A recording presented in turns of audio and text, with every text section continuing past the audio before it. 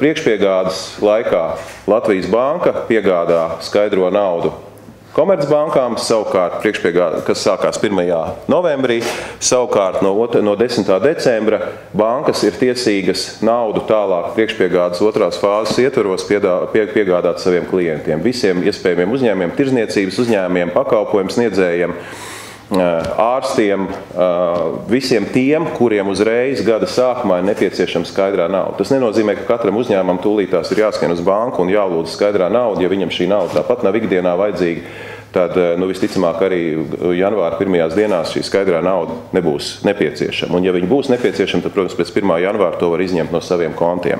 Šeit ir tieši priekšpiegādes būtība ir tāda, lai tūlīt pat 1.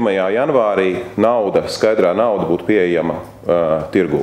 Šajā priekšpiegādes laikā censties pasūtīt pēc iespējas vairāk maza nomināla banknotes tieši tā iemesla dēļ, lai nebūtu tik daudz, varbūt uzreiz cilvēki, kas staigā pa ielām ar 100, 200 un 500 eiro banknotēm, jo tas radītu vēl papildus slogu arī veikaliem, tirzniecības uzņēmumiem tieši to, lai nodrošinātu šo te mājas. Līdz ar to mēs daudz runājam par to, lai bankomātos būtu mazie nomināli un arī, lai veikalos pēc iespējas ātrāk būtu pieejama maza nomināla banknotes, īpaši banknotes, lai cilvēkiem būtu šī maiņas operatīvā nauda, ne tik daudz uzkrājumiem skaidrā naudā, bet tieši, lai nodrošinātu apgrozību, tātad pirkums, pakalpojumu pirkšanu un preču pirkšanu. Īpaši nelabējot kādus inkasācijas uzņēmumus vai ko, bet tomēr mēs aicinām visus ļoti būt uzmanīgi, sākot ar drošības lietām un beidzot ar pārvadājumu kapacitāti.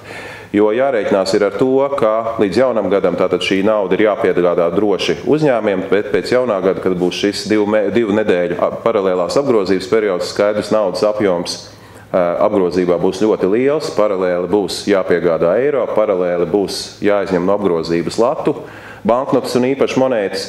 Tātad šī inkasācijas procedūra ir ļoti būtiska. Es zinu arī, ka Komercbankas ļoti aktīvi aicina tomēr domāt nopietni, slēgt līgumus ar naudas pārvadājumu uzņēmiem, lai šis process notiktu pēc iespējas raitāk un drošāk. Latvijas Banka ir izveidojusi vienu šādu sākuma komplektu 200 eiro vērtībā, kurā ir dažādu monētu, eiro monētu rullīši sakomplektēti jau kā gatavs komplekts, ar to domu, ka tas ir tāds tikai viens universāls komplekts, kuru tad varētu izmantot vairāk mazie veikali, mazie pakalpojumu sniedzēji, kas tad varētu būt tas pats minimums pirmo dienu nodrošināšanai janvārī ar skaidro naudu.